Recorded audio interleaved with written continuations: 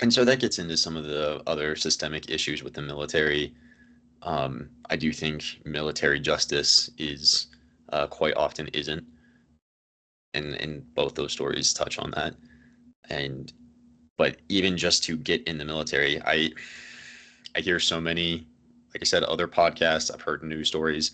I've read countless articles from military and army times across the years talking about how we have historically low recruiting numbers.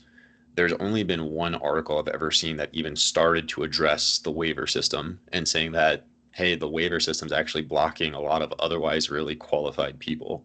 Hmm.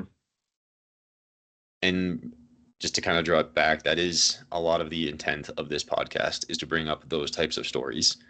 Um, it wasn't necessarily planned this way, but it seems fate that today, February 8th, is the anniversary of when I was supposed to ship for an 18 X-ray contract in the Colorado Guard exactly 4 years ago.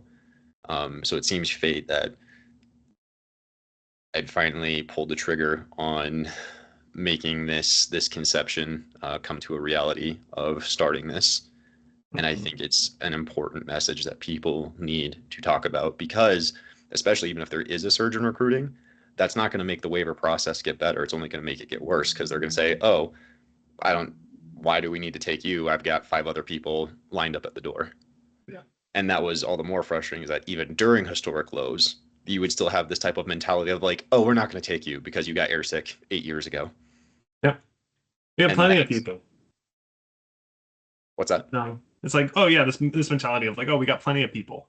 It's like, no, you Yeah. don't.